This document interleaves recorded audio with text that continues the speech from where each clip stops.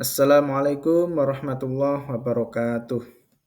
Selamat pagi anak-anak, selamat bertemu kembali dengan saya dalam mata pelajaran pendidikan agama Islam. Nah, untuk mengawali kegiatan belajar kita hari ini, mari kita awali dengan basmalah bersama-sama. Bismillahirrahmanirrahim. Semoga kita senantiasa diberikan kesehatan oleh Allah Subhanahu wa taala agar kita bisa tetap istiqomah dalam belajar.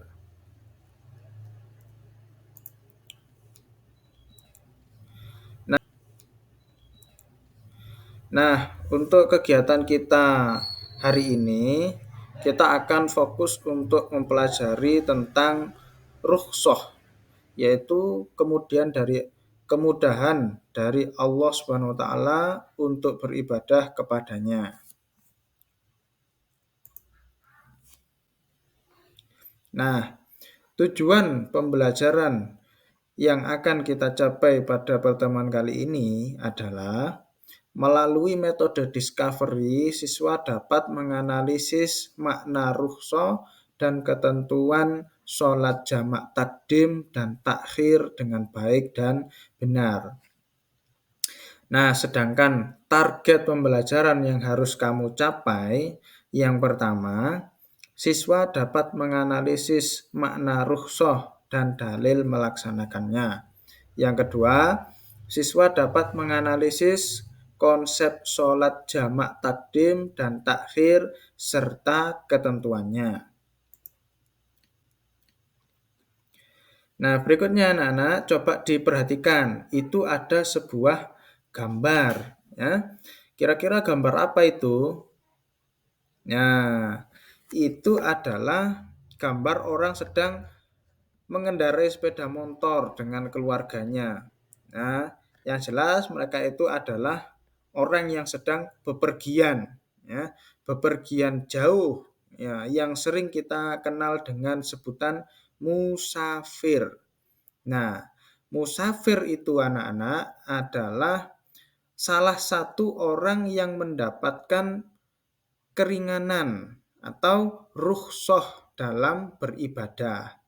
Makanya nanti kamu akan mengenal istilah-istilah seperti sholat jamak dan sholat qashar. Nah, itu adalah keringanan yang diberikan oleh Allah SWT kepada orang yang sedang bepergian jauh atau musafir. Nah, apa itu rukhsah? Apa itu sholat jamak? Nah, kan kita belum tahu. Nah, maka mari kita pelajari bersama-sama. Nah, baik, mari kita awali dulu dengan pembahasan tentang rukhsah. Apa sih yang dimaksud dengan rukhsah itu? Nah, makna rukhsah. Rukhsah itu secara bahasa artinya keringanan atau kemudahan. Sedangkan secara istilah artinya keringanan dalam melaksanakan ibadah karena ada halangan atau kesulitan tertentu saat hendak beribadah. Nah, misalkan orang yang tidak bisa sholat sambil berdiri, maka boleh sambil duduk. Nah, itu namanya rukhsah. Nah, orang yang sakit ketika berpuasa sehingga tidak kuat untuk melanjutkan puasanya, maka boleh berbuka, ya, tidak melanjutkan puasanya. Nah, dan diganti di kemudian hari di luar bulan Ramadan itu boleh. Nah, itu namanya rukhsah. Nah, itu beberapa contoh soal rukhsah atau keringanan dalam melaksanakan ibadah. Nah, ini menunjukkan bahwa Islam itu bukan agama yang kaku, anak-anak. Islam itu agama yang fleksibel, yang tidak memberatkan kepada umatnya. Nah, berikutnya. Nah, ini adalah contoh rukhsah yang lain, ya.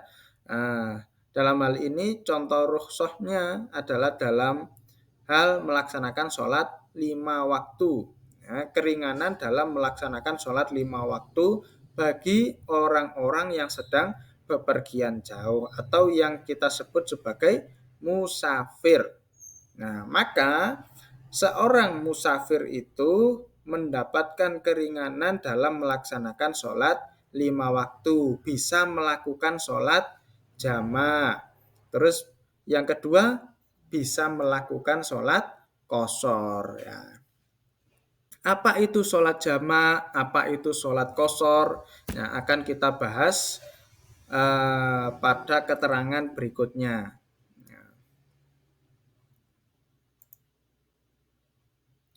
Nah, ini anak-anak dalil Al-Quran yang menjelaskan adanya rukhsah atau keringanan dalam beribadah. Yaitu dalam Quran surat Al-Baqarah ayat 286.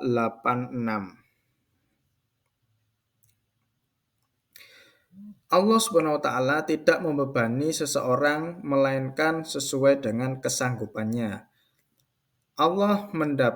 Dia mendapatkan pahala dari kebajikan yang dikerjakannya dan dia mendapatkan siksa dari kejahatan yang diperbuatnya. Nah, sama penjelasannya seperti yang tadi ya. Ini menunjukkan bahwa Islam itu bukan agama yang berat ya. Islam bukan agama yang sulit. Bahkan Islam ini sudah jelas sangat memperhatikan kondisi umatnya dalam melaksanakan ibadah. Artinya tidak kaku ketentuannya. Sholat harus berdiri, terus kemudian kalau sakit tetap harus berpuasa. Nah, itu tidak ada dalam Islam itu.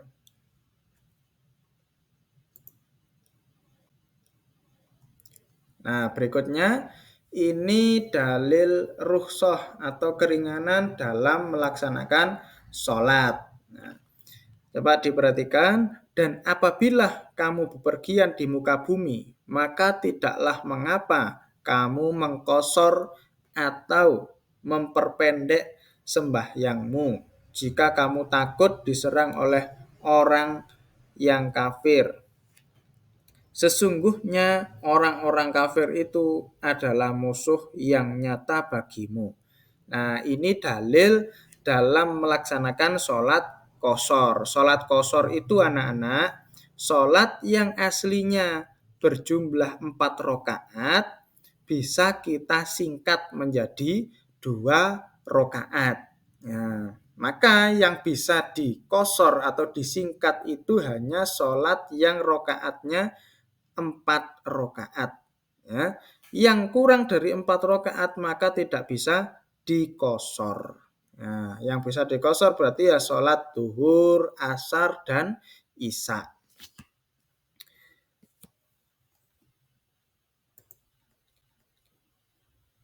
Nah, berikut ini adalah dalil rukhsah atau keringanan dalam sholat ya. Yang lain lagi nih. Ini dari hadis.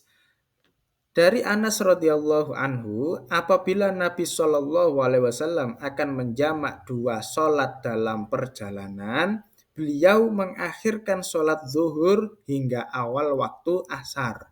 Kemudian beliau menjamak antara keduanya. Hadis riwayat Muslim. Nah, ini dalil dalam melaksanakan sholat jamak, yaitu menggabungkan 2 sholat fardu dalam 1 waktu. Seperti yang dicontohkan oleh Nabi Muhammad SAW, beliau itu melaksanakan sholat duhur dan asar secara bersama-sama di waktu asar. Nah, ini yang bisa melakukan hanya orang-orang yang musafir atau bepergian jauh. Nah, nanti kita akan pelajari juga ketentuan-ketentuannya bagaimana. Nah, ini kita sudah masuk kepada bahasan sholat jamak. Nah, apa sih yang dimaksud dengan sholat jamak itu? Sholat jamak artinya menggabungkan dua sholat fardu dalam satu waktu. Misalkan mengerjakan sholat duhur dan asar secara bersamaan di waktu duhur. Atau mengerjakan sholat duhur dan asar secara bersamaan di waktu asar. Nah, jadi begitu ya. Biasanya kan kita melaksanakan sholat duhur kapan? Ya di waktu zuhur. Kita melaksanakan sholat asar kapan? Ya di waktu asar. Tapi beda ketika kita itu sedang musafir. Ya, kita memperoleh keringanan, boleh ya menggabungkan dua sholat dalam satu waktu. Nah, sholat jamak itu ada dua macam ya anak-anak. Jamak takdim dan jamak takhir. Jamak takdim itu kita menggabungkan dua sholat di waktu sholat yang pertama. Sedangkan jamak takhir itu kita menggabungkan dua sholat di waktu sholat yang terakhir atau yang kedua. Nah, seperti itu tadi, menggabungkan zuhur dan asar di waktu zuhur. Maka itu sholat jamak takdim. Kalau melaksanakan sholat zuhur dan asar di waktu asar, berarti itu jamak takhir. Nah, seperti itu saja perbedaannya. Nah, sholat yang boleh dijamak itu apa saja, Pak? Nah, ini ya. Yang pertama, zuhur dan asar. Ini gandengannya, jangan dibolak-balik. Zuhur dengan isya, maka tidak bisa. Nah, nomor satu hanya itu gandengannya ya, zuhur dengan asar. Ya, terserah kamu melaksanakan di waktu zuhur atau di waktu asar, boleh. Nomor dua,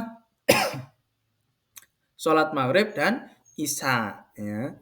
Nah, subuhnya mana Pak? Tidak bisa dijamak dengan sholat manapun atau dikosor, tidak bisa. Ya. Ini sudah gandengannya seperti ini.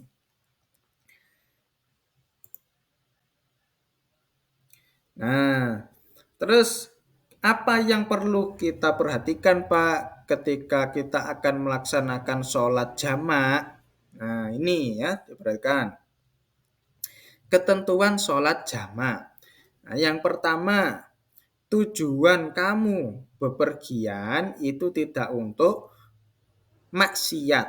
Ya. Maka tidak boleh kamu dari Malang sini melakukan perjalanan ke Jakarta sana itu untuk berjudi misalkan. Nah, itu kan untuk maksiat. Maka tidak memenuhi kriteria untuk mendapatkan rukhsah. Nah, terus yang kedua, jarak perjalanan minimal 90 km.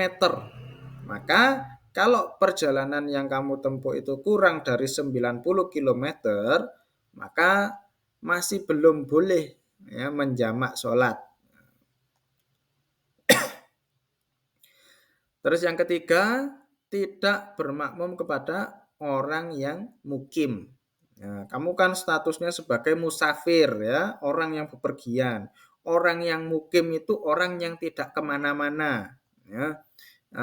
Misalkan rumah kamu di Malang sini, ya sudah kamu sholat di Malang sini itu berarti kamu tidak musafir. Ya. Kecuali kalau kamu orang Malang terus kamu ke Jakarta itu namanya musafir itu. Nah, kamu tidak boleh selama perjalanan itu bermakmum kepada orang yang mukim. Ya. Apabila kamu melaksanakan sholat jamak, itu jangan bermakmum kepada orang yang mukim. Karena apa? Sholatnya beda. Ya. Kamu melaksanakan sholat dan sholat zuhur dan asar di waktu zuhur. Ya, mereka itu cuma melakukan sholat zuhur aja, ya, tidak sholat asar, ya, seperti itu. Yang nomor 4 itu berurutan. Maksudnya bagaimana Pak berurutan? Ya gini, kan kamu melaksanakan dua sholat fardu secara bersamaan ya, zuhur dan asar. Di waktu zuhur misalkan. Maka jedanya ini jangan terlalu lama. Ya, setelah kamu melaksanakan sholat zuhur, maka langsung disambung dengan sholat asar. Jangan terlalu lama setelah melaksanakan sholat duhur, lama terus setelah adzan asar baru sholat asar lah, itu namanya bukan sholat jamak namanya. Nah, itu jadi harus beruntun ya anak-anak. Nah, terus yang berikutnya jangan lupa apa? Tetap ya berwudu, terus niat sholat jamak, menghadap kiblat, menutup aurat. Ini harus dilaksanakan. Nah, berikutnya apa? Niat sholat jamak takdim. Yang perlu diperhatikan dalam hal ini apa anak-anak? Niat sholat itu tidak harus menggunakan bahasa Arab ya. Jadi jangan dipersulit. Boleh kamu menggunakan bahasa Indonesia atau bahasa yang mudah kamu pahami itu. Nah, itu artinya Pak diperhatikan, saya niat sholat fardu zuhur 4 rakaat dijamak bersama asar dengan jamak takdim karena Allah Ta'ala. Nah, ini kapan niatnya? Bersamaan dengan takbiratul ihram dibaca di dalam hati. Nah, berikutnya niat sholat jamak takhir. Saya niat sholat fardu zuhur 4 rakaat dijamak bersama asar dengan jamak takhir karena Allah Ta'ala. Nah, begitulah anak-anak penjelasan saya tentang sholat jamak dan rukhsah. Ya, semoga penjelasan singkat ini bisa membuat kalian paham tentang apa itu rukhsah dan apa itu sholat jamak beserta ketentuannya. Kurang lebihnya mohon maaf. Wassalamualaikum warahmatullahi wabarakatuh.